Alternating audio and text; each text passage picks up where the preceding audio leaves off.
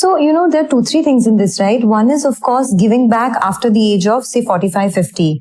But I think the bigger struggle that most people have is in this age group of 20 to 40, living a life of mediocrity.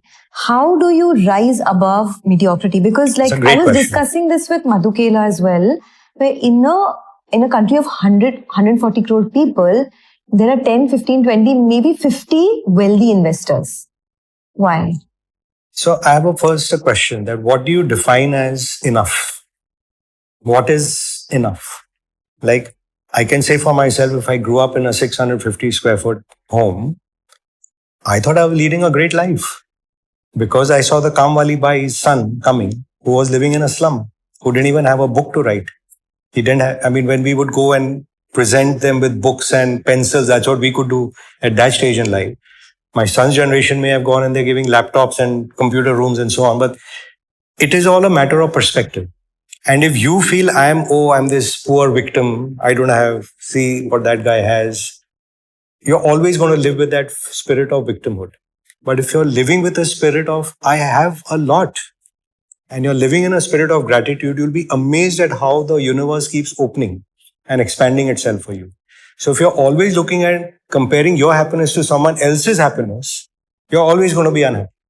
So it's a framing of mind that what is the thing that I love, which is within me. For example, if I grow up and I think I admire Mr. Ambani, I admire Mr. Birla, and I should be like that. And that's not my nature. I'm going to be unhappy my whole life, right? Like you're saying, if everyone thinks they want to be Rakesh Jhunjhunwala or Nimish Shah, and they don't have that skill set, and they want a steady income every month, and they cannot go through a 2-year, 3-year, 30, 60% drawdown, that's not for them. Like if I used to play cricket in my young days, believe it or not, and if I think I can bat like Sachin, and my main shot is a cover drive or a chapati shot of Ravi Shastri, I'm never going to be like Sachin. So why am I setting myself up for unhappiness? So find what you enjoy and you can get paid for, and you work towards becoming world class in that.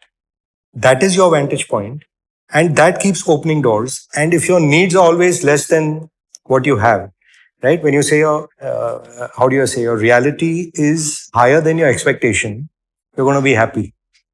If your expectation is higher than your reality, you're going to be unhappy. So the only thing you have control on is that denominator. Yeah. Keep that expectation low. Keep your aspirations high, but expectations low. And you are wealthy. At no stage in my life, I felt I didn't have enough. Going from a 600 square feet apartment to becoming one of India's largest stock market, investors, did you, at some point in your life, did you know that this journey would play out, or did it just happen by chance or by luck, as they call it? I'll be fair. It's like all your plans look great in hindsight. When you're going forward, you don't know. I think it's just like I said, in life, you keep working towards what you're good at. I don't know who's this gentleman who wrote this lovely book, Malcolm Gladwell, the 10,000 hours of practice. You just keep doing what you're enjoying, and that keeps opening up avenues and optionalities for you. I always did know when I was a child that I'm going to be happy, I'm going to be successful. I don't think I ever doubted that.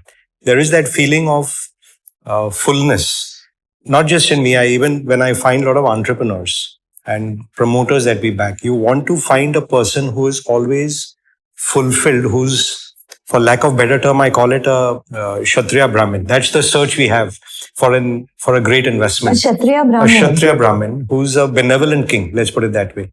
Like, our ideal in India is Lord Ram, who'll do great for his kingdom and empire without thinking, how do I loot from the public? So if you get someone like that, it's great.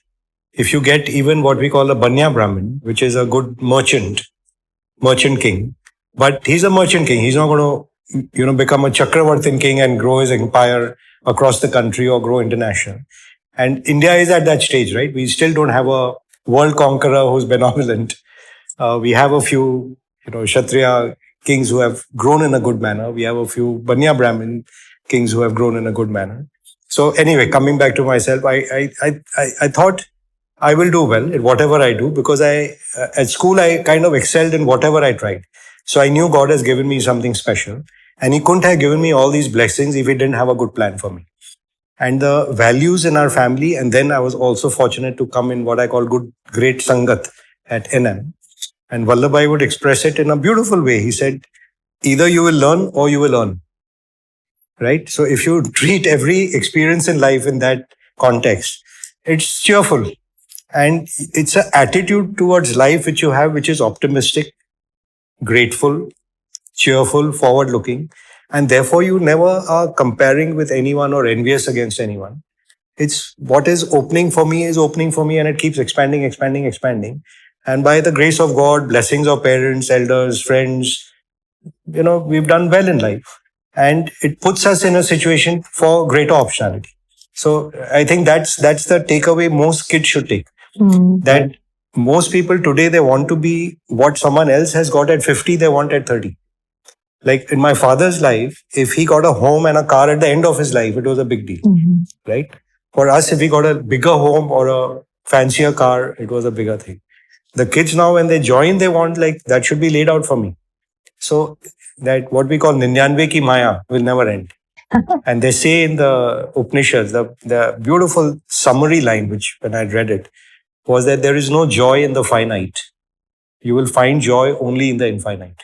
Because whatever you can measure, touch, taste, feel, there will be law of diminishing marginal utility.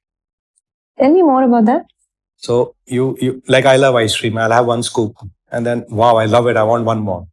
So you'll have the second scoop, but it's not as great as the first one, right? Because your taste buds are kind of satiated. Then you look for some variety on that ice cream. So you'll add some other flavor or another sprinkler. By now you're feeling sick because I've had the third ice cream, right? And it's the same with anything. The first time you must have bought your first, Hermes bag. You must be like, wow, I got this. Then the second, then the third. Then how many? Where are you going to store it? What are you going to do with it? How many colors will you have? So it ends. It's you run out of it. You run out of it. Right? It's a treadmill, right? Yeah. So it's the same. And again, with no disrespect, whether it's money, power, fame, which are the three things everyone is conditioned to go after, they are the opposite of actually where you're heading. Because all these, again, I'll give you a lovely phrase in the Brihadaranyaka Upanishad. It says, like, start from the basic, like, above the senses is the mind. You with me? Yeah. Because now these five senses want it, but then above that is the mind. Then above that is the intellect. Now you have Kida. I want to know this, I want to know that. You've gone beyond. Beyond the intellect is the ego. Fame, power. Right? Beyond that is your unmanifested cause. What are you really to do or learn or experience in this world? For that self-experience and realization. If you hit that, beyond that is Brahman. So it's the most profound line written, thousands of years ago. And here we are sitting here still. What is my purpose? What should I do in life? Only trying to work at that level of satisfying our senses. Yeah. Or like in our business, we think we are knowledge workers. We're so proud. Oh, I know this. I know this. I know this guy. I know that. Doesn't matter. There are 1,000 guys before me who did better. There are 1,000 guys after me who do much better. So who are you in this kind of flow of time?